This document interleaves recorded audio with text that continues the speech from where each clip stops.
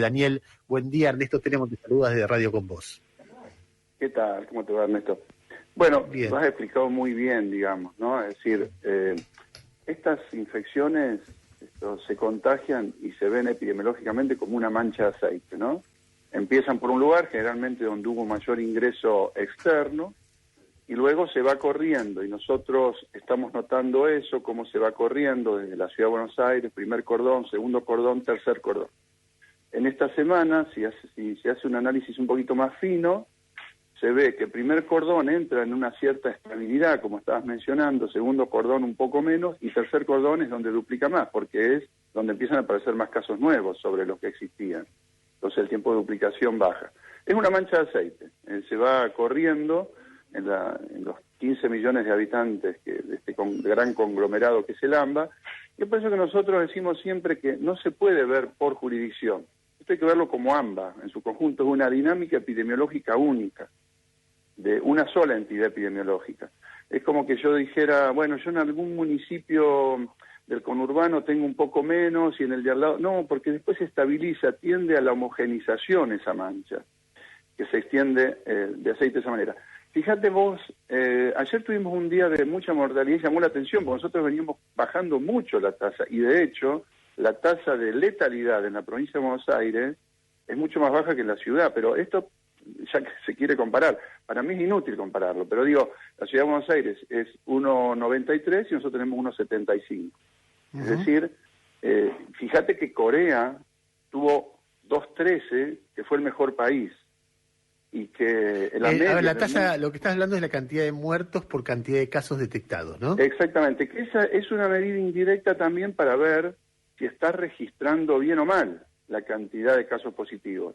Porque si vos no cargas los casos positivos, los fallecidos sí se cuentan. Y entonces te sube muchísimo el numerador y el denominador se queda y te tendría que subir si estuvieras registrando poco. Estamos con una tasa muy buena. Hagan el cálculo nomás, dividan la cantidad total de fallecidos durante toda la pandemia y por la cantidad total de casos y lo multiplican por 100 y van a ver que veníamos con una buena, a mí me sorprendió porque veníamos con una muy buena tasa, puede ser algo circunstancial, lo veremos, generalmente estos saltos así son alguna cuestión dentro de la estadística azarosa, hay que seguirlo en el tiempo, pero sí está claro que en el conjunto desde que empezó la pandemia, hagamos esa cuenta que es muy fácil, una regla de 3 simple, y vamos a ver que veníamos muy bien y seguimos, y lo de hoy, si lo de ayer fue un episodio que no marca la tendencia global, seguimos bien con la tasa de letalidad. Y ahora, Daniel, déjame hacerte simplemente una pregunta para que creo que corresponde en este momento. Cuando vos ves los 54 casos, me imagino que lo primero que haces es preguntar, bueno, ¿y dónde ocurrieron? ¿Por qué? Preguntarte la hipótesis de por qué hubo un dato que saltó tanto en un día. Por ahí claro. La respuesta no tiene por qué estar ya, por ahí está dentro de 2-3 días, por ahí fue un geriátrico donde murió gente que no esperabas, o fue, no sé, una explosión, un lugar que por alguna razón extraña sesgó el dato. ¿Tenés alguna hipótesis? No tengo hipótesis, por eso estoy recabando de dónde y de qué hospitales. Generalmente estos fallecidos son de hospitales, no de geriátricos. De qué hospitales y por qué se produce esto. Vuelvo a decir, hay días en que suele pasar esto estadísticamente hablando, que hay días que tenés muy bajos y días que por ahí se juntaron cantidad de gente que venían en un estado crítico y da la casualidad que fallece ese día. Hay que seguirlo. Si seguimos la secuencia histórica, toda la tasa de letalidad veníamos bien. 1,73, yo calculo, tengo que hacer bien los cálculos, pero con esto de ayer se irá a 1,75, que es una tasa de letalidad que viene bajando, y si continúa en ese ritmo, venimos bien. Es preocupante verlo de ayer y analizarlo como sigue, ¿no? Pero la tasa de letalidad en el conurbano bonaerense, que es casi prácticamente el 97% de los casos de la provincia, venía bien, 1,73, imagínate. Vos sabés que 2,06. A mí me pasa, no sé qué te pasa a vos que estás en el frente de batalla, yo lo estoy cubriendo con mucha obsesión, pero me pasa que racionalmente entiendo que un mal número puede ser un elemento que no marca una tendencia, pero me bajonea enormemente. Me imagino que te debe pasar. Imagínate. Imagínate, yo cuando vi ese dato ayer, porque lo vengo siguiendo mucho, tasa de letalidad, porque me parece un buen indicador indirecto, además para poder saber si está subregistrando mucho. Porque leíamos ayer, por ejemplo, en España terminó un estudio, 5,2% de la población tiene anticuerpos en España. Hoy hay 70, 80 brotes en España, ¿no? Hoy. Pero lo que llama la atención es que ellos tenían 250.000 casos confirmados y tienen 2.400.000 casos que tuvieron la enfermedad. Es decir, hay una cifra dando vuelta en el mundo, por todo el mundo, que dice que por cada caso confirmado hay una cantidad de casos no confirmados de gente que ni se enteró que la tenía a la enfermedad. Sí, que se multiplica por 10, ¿no? Generalmente dicen. Se multiplica por 8, por 10. Bueno, es un dato epidemiológicamente muy interesante para poder incluso ver, dentro de todas las incertezas que tenemos, cómo puede ser el futuro en los próximos 2 o 3 meses. ¿Por qué? Porque, a ver, pero esto es una extrapolación que a veces en estadística no sirve para nada, ¿no? Pero digo, si nosotros ya tenemos en el conurbano bonaerense cerca de, en el AMBA, ¿no? Tomando como una unidad, casi 80.000 casos confirmados, podríamos estar hablando que tenemos 800.000 personas que han tenido la enfermedad. Si fuera esto así, estoy hablando, si fuera la misma extrapolación. Bueno, y con esa cantidad de gente, más o menos es el 5% de los 16 millones del conurbano bonaerense. Digo, ¿cómo evolucionará en Argentina? ¿Será igual que en España? ¿No será? La verdad que, bueno, ahora tenemos brote en Australia fuerte, que estaba... sí, yo lo conté de la mañana en Melbourne. Una cepa nueva en Corea 6 veces más contagiosa. La verdad, Ernesto, es que a la ciencia y al mundo científico todavía nos tiene muy desorientado este virus. Cuando parece que más o menos estabilizamos algún tipo de conocimiento, se aparecen cosas nuevas dudas acerca del comportamiento. Entonces, es una situación compleja, porque estamos... Vos sabés que me quedaría charlando 2 horas, te juro que tengo intercambiando cosas que vos ves más de cerca, que me da ganas de preguntar, sí, pero al mismo tiempo suben los casos. Por ejemplo, Estados Unidos sube al mismo tiempo mucho los casos, pero baja mucho la cantidad de muertos al mismo tiempo. Bueno, uno ve que empieza a bajar en México y en Brasil la cantidad de muertos también. Ernesto, segunda conclusión, que también se va sacando, pero todavía siempre agarró con pinzas, es que esas famosas segundas olas, que a veces no lo son, porque son nuevas ciudades, no las que ya lo tuvieron, son de un mismo país, pero vienen en muchos casos con la mitad de la tasa de letalidad. Caso Irán. Irán, la segunda ola fue más grande que la primera, pero la mitad de la tasa de letalidad. Y eso le cambia completamente la perspectiva de la enfermedad, sobre todo por el uso de la cama de terapia. Entonces, estamos... No, déjame hacerte un par de preguntas. Cuando vos decís, esto es una mancha de aceite que va encendiéndose del centro hacia la periferia, pero a medida que se extiende hacia la periferia, el centro empieza a estabilizarse. O sea, vos ves, la capital empieza a estabilizarse, va extendiéndose, se complica el primer el cordón, pero después se extiende, el primer cordón se estabiliza, se complica el segundo, y después se estabiliza el segundo y se complica el tercero. Más o menos lo explicaste así. ¿No sería razonable que si esta es la evolución rara, por distrito vaya cambiándose la estrategia en cada momento? Quiero decir, olvídate de la capital. Si Avellaneda está estable, con un R por debajo de 1, y Florencio Varela se complica, que en Avellaneda y en Florencio Varela los modos y los tiempos de ir recuperando libertad sean distintos. Sí, pero lo que sucede es que eso lo podés hacer cuando tenés una separación física importante de los 15 millones y 6 millones de personas viviendo juntos. Porque nosotros tenemos un estudio hecho con base a Telefónica, los datos de movimiento de las personas.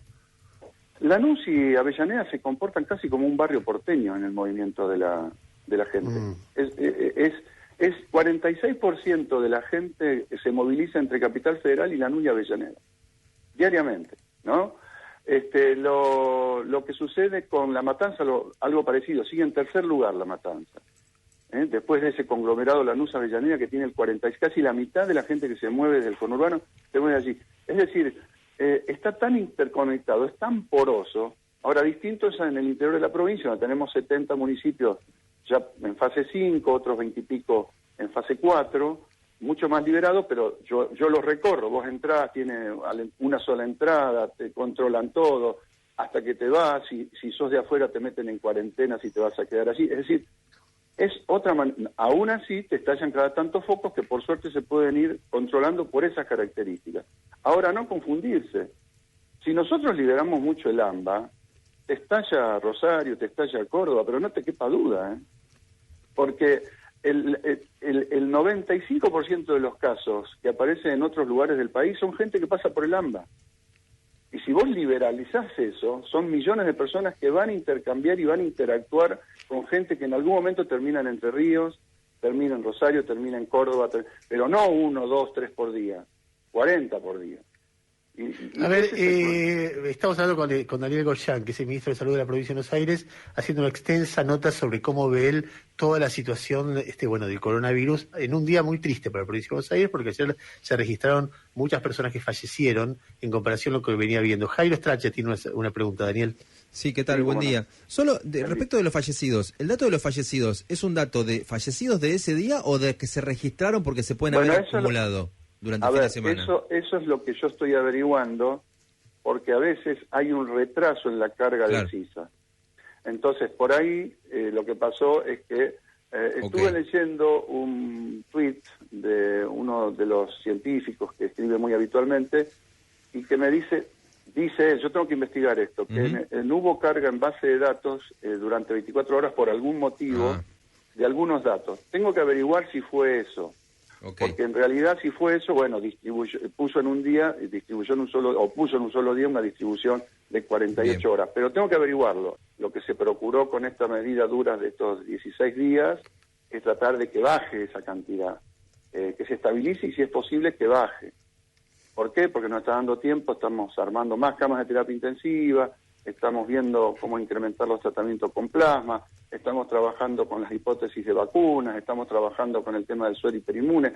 Por ahí, ganando tiempo, la ciencia en el mundo nos da también una respuesta, aunque no cure completamente, o aunque no haga una prevención absoluta a la vacuna. Sí, que amortigue los efectos. Claro, si a vos te baja una vacuna que tenga baja efectividad, pero que te baje 40-50% los enfermos, ya gestionás todo el sistema sanitario diferente.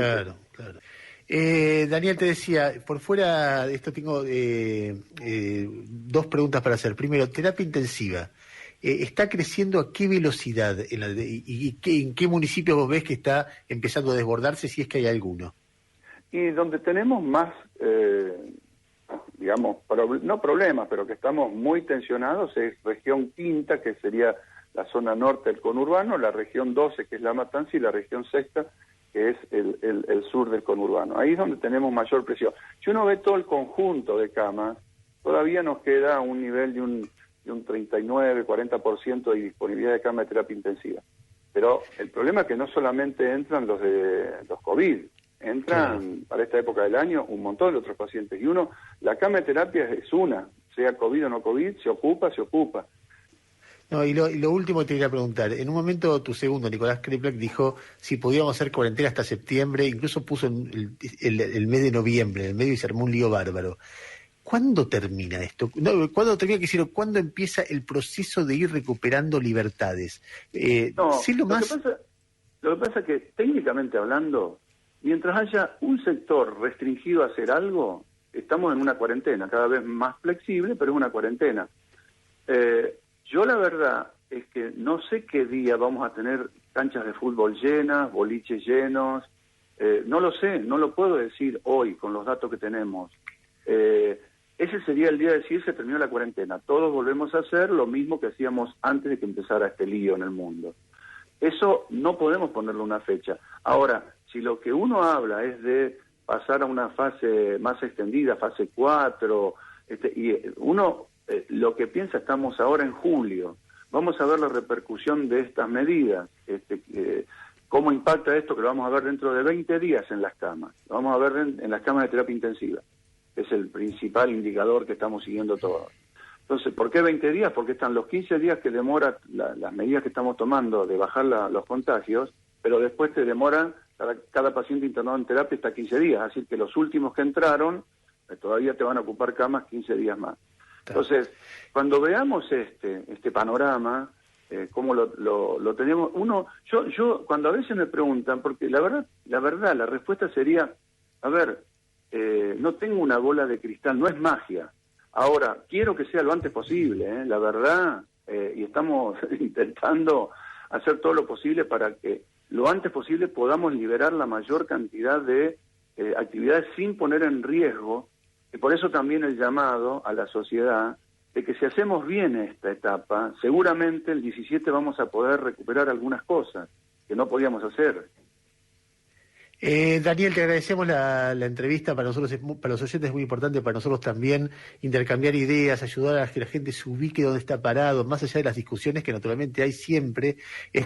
Así que gracias y volveremos a charlar y ojalá el número de hoy sea un poco mejor que el de ayer. Ojalá así sea. Un abrazo, gracias, buenos días. Gracias a vos. Daniel Goyán, ministro de Salud de la provincia de Buenos Aires.